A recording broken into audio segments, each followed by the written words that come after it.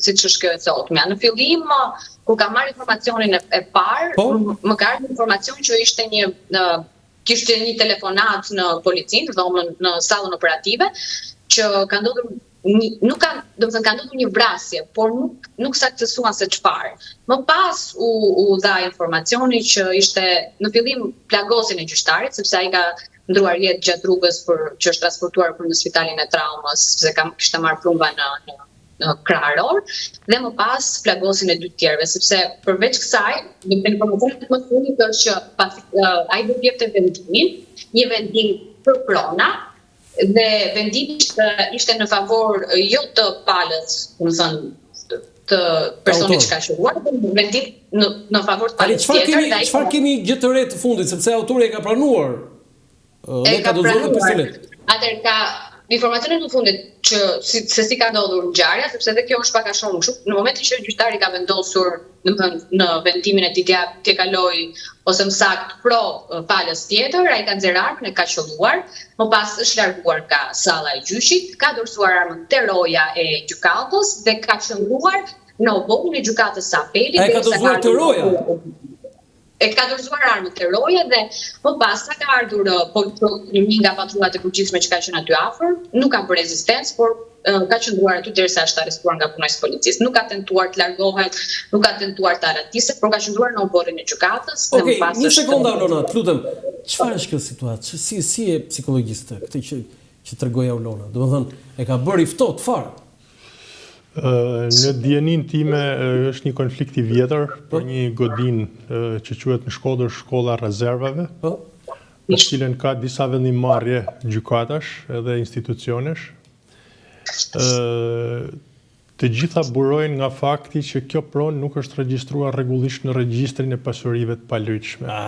Do nga hipoteka. Pra shteti shqiptar ka një regjistër i cili merret me ligjshmërinë edhe me rregullsinë e regjistrimit të titujve të pronësisë edhe të mënyrës me cilën transferohen pronat nga shteti tek privati. Në kundërshtim me legjislacionin e kohës, me legjislacionin që doli në vijim, janë krijuar konflikte artificiale mes familjes Shkëmbi edhe personave edhe një grupi familjesh të cilët janë futur për strehim në një shkollë, e cila ky ka privatizuar. Kjo e ka pas familja Shkëmbi e ka pas me vendim Komisionit të Kthimit Pronash. Me vendim të Komisionit të Kthimit Pronash, do të thënë ai që të trashëguar. Do të thënë që nuk varet, nuk dihet nëse ka trashëguar apo ka qenë vendim abuziv apo ka qenë vendim i cili është nënshtruar verifikimeve gjyqësore në të gjitha shkallët e gjykimit. Dhe Astrid Kalaj i ka dhënë të drejtë atyre që kanë zaptuar, siç thot ky vetë pretendon. Thonë vetë konflikti ka domethënë një konflikt pronash i cili zgjat mbi 30 vite. 30 vjet ka. Mbi 30 vite. Mbi 30 vjet. Pra i takon. Wow. Qysh nga viti 1994, domethënë deri sot. Pra një institucion i cili nuk e ka të regjistruar pronën në emrin e vet, një subjekt i cili e tetërson pronën, personat cilën futen mbarrin zotërimin dhe nuk e regjistrojnë domethënë posedimin. Piknisja avokat është hipoteka. Absolutisht, hipoteka ka qenë domethënë organi kryesor i cili ka penguar zhvillimin ekonomik të Shqipërisë.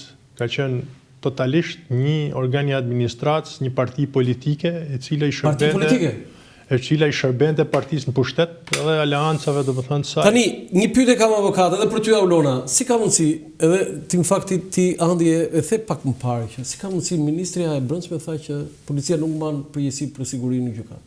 Jo. E tha tani? Jo, siguria në gjykata sigurohet nga punonjës privat, sigurohet. Nuk ka punë policia. Po ka drejt posaçëm domethënë të cilat zhvillohen për sa i takon sigurisë në gjykata, ka një punonjës sigurie, çdo kontroll është formal. Ai ishi gjykatës? Punonjës i sigurisë? Punonjës i sigurisë nuk është gjykatës, është punonjës. Është i gjykatës, si administrator. Disa punonjës sigurie. Të gjykatës. Të gjykatës. Aulona, kështu është? Gjykata është nga polici private, Iliriana Guard më duket se Gard. Ilirian Gard, por jo, unë them personi nuk është nga Ilirian Gard, nuk është ka polici private, është pjesë e administratës. Tani personi që është arrestuar madje, i kujt është? Ka disa breza sigurie për të hyrë në gjykatën e apelit. Pra nuk ka vetëm një brez sigur. Patjetër, unë sot kam qenë në orën 2, domethënë kam dalë nga gjykata e apelit edhe normalisht situata ishte e qetë. Do të thënë avokati që folëm ishte gjysore para tha ai. Unë tha ishte në gjykatë dhe gjysore pas në ngjarje. Çështja duhet të ketë nga ora 3:30. Është gjykata e apelit. Çështja në cilën orë ka ndodhur fiksa Olona?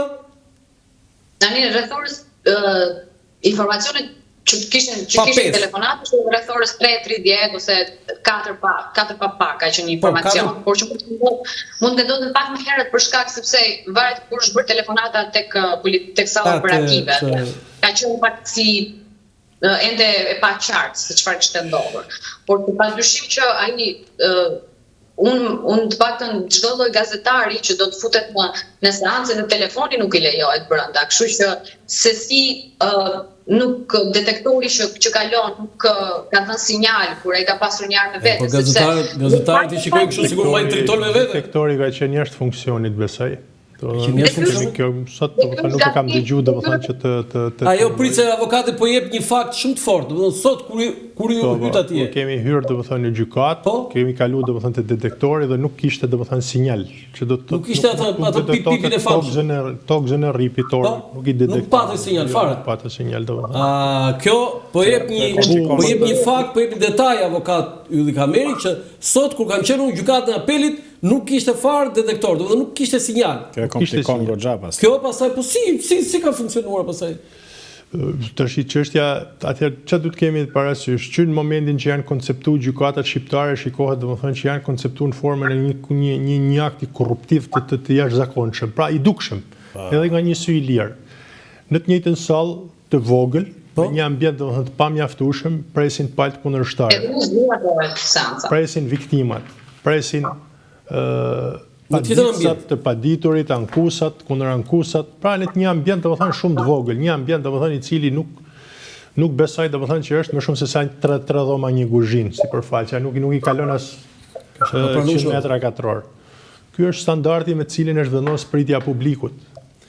Dera kryesore po të shikosh domethënë vetëm gardhet e gjykatës, mënyrën domethënë se ku futesh, domethënë e merr vesh që ti nuk po futesh për të marrë drejtësi, po futesh në një ambient i cili i ngjan një kooperative moderne, nuk ka pamjen e gjykatës, nuk ka asnjë lloj hije. Mu më vjen turp nga vetja, kam një foto që e kam bërë domethënë në gjykatën e Ahenit në Gjermani. Dukesh shumë i vogël përpara një ambienti jashtëzakonisht të madh. Ti dukesh shumë i vogël domethënë. Ti thua për kubaturën sepse i kanë kubatura, hapësira, në momentin që futesh domethënë ti nuk ndihesh domethënë i plot fuqishëm, e merr vesh edhe gjyqtarët që kalojnë janë nizat vogla domethënë ato korridore. Pra ke esencin domethënë që je shumë i vogël. Pa një gjyqat ndoshta një landi periferik domethënë për Gjermani. Ndërsa këtu futesh në gjykatën e shkallës parë, në gjykatën e apelit jurisdiksionit përgjithshëm. Më trondit me këtë sot në orën 2 ke kaluar aty dhe s'kishte fare detektor. Nuk ka sinjal detektori. Detektori ishte sepse detektori është pajisje. Po mi pas ka detektor, nuk është funksion. Ishin rripat në të cilët domethënë duhet detyrimisht. Po personi ishte aty? Po kishte të dy personat, oficeri i policisë. Po kishte kështu që shko ky është me mua, mos e kontrolloj këtë, se ky është me mua.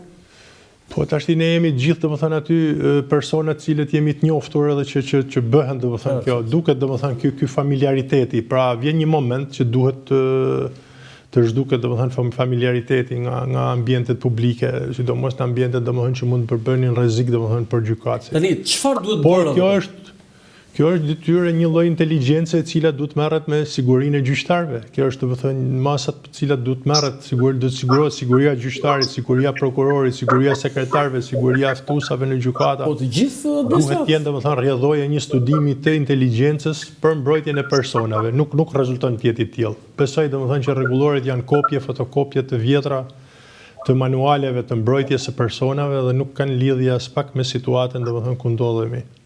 Olona, çfarë duhet bërë sipas mendimit tënd, edhe nga ajo që ti ke si eksperiencë si gazetare? Unë mbaj mend në seancët gjyqësore që para shumë vitesh, sepse unë kam disa vite që nuk dalë në teren, por që para disa vite që shkruaj në gjykatën e Krimeve të Rënda, në gjykatën e Tiranës, nëse mbaj mend gjyshin për Gërtecin, gjyshet apo dosjet e fuqishme dhe të famshme, dosjen e bandës Lushnjës apo të bandës së Durrësit. unë flasë për ne gazetarëve as telefonin në lejoj, sepse ishe një punojës policie i cili bënte ushtronte kontrollin. Olona, kjo është normale, Olona, tani mos bëjmë neve sikur kemi status veçantë. Të po them, dikur ka qenë punojës policie që bënin ushtrimin e kontrollit. Tani janë punojës policie të policisë private të cilët bëjnë dhe ushtrim kontrollin. Avokati tha pak më parë që nuk funksiononte detektori. Më falë, në momenti që në një gjykat nuk funksiononte, nuk ka sinjal detektori. Nuk ka sinjal, nuk funksionon, është. Fakti që nuk ka sinjal, në momentin edhe, ju tha pak më parë që edhe ripi në momentin, nëse ke edhe rip në mes, në momentin që ti kalon aja bërpit, sepse është edhe ndosur në të lloj mënyre që çdo lloj gjoja që mund të ke, do t'ja bërpit. Edhe telefonin nëse e ke, do t'ja bërpit. Olona, të kërkoj ndjes. Tani filloi përplasja mes institucioneve pas deklaratës së ministres së Brendshme Albana Boqiu. Gjykata e lartë, një sekond, Olona, të lutem. Ka reaguar dhe thotë që garantimi i sigurisë fizike të gjyqtarëve është përgjegjësi e drejtpërdrejt shtetërore. Dhe kur thuhet shtetërore, trupa gjyqësore e gjykatës së lartë shpreh trodhitje dhe dhimbjen e thellë për ngjarjen tragjike që solli humbjen e jetës së gjyqtarit gjykatës apelit jurisdiksionit përgjithshëm Astrid Kalaja dhe për cilë ngushëllimet sinqerta të tij. Është sinjal alarmi për gjendjen e sigurisë në cilët ushtrojnë funksioni gjyqtarët e Republikës së Shqipërisë. Por, sipas gjykatës së lartë, kjo gjyqtari duhet të ndihet i mbrojtur dhe respektuar në ushtrimin e detyrës, jo vetëm nga pikpamja fizike e infrastrukturore, por edhe përmjet një klime publike të respektit dhe përmbajtjes së gjuhës që përdoret nga figurës së tij. Pra, ky është një avancim përtej asaj që ne themi e ka fajin policia apo se ka fajin policia, por edhe klima politike thot gjykata e lartë. Dhe kjo është një deklaratë për një shumë e fortë. Sepse çdo formë denigrimi apo përbuzje ndaj gjyqtarit synon autoritetin e drejtësisë dhe besimin e qytetarëve në shtetin ligjor. Po tani këtu gjykata e lartë kam shumë një mesazh të drejtë për drejtë dhe për kryeministrin Dirama, që i kanë nxjerrë gjyqtarët me foto edhe që i kanë sulmuar për Dhe Berisha që e quan Altin Dumani për shembull ti kryekriminal dhe spaku në organizatë terroriste, Po padyshim po them, ne kemi një kryeministër që i denigroni, ma pastaj Olona, kuptoj që ti e shikon me syrin e syrit, po mos mandaj këtë Rama është i keqi dhe s'ka të tjerë. Rama, jo më këtë drejt, po të jap të drejt, por tani edhe opozita nuk është kështu engjëlli, ky është djalli dhe opozita është engjëlli. Shiko. Në momentin që unë sulmuar nga ai që më qeverisë dhe që ka gjithçka në dorë, opozita vetëm fjalën ka në dorë tani, se nuk është se kanë ndonjë gjë të madhe për rreth fjalës. A dhe atë fjalën e diskutueshme është Olona, e ka se ka. Avokat, ja te ke lënë avokat. Ja, Olona, lutem, ta thot avokat vendimin e tij.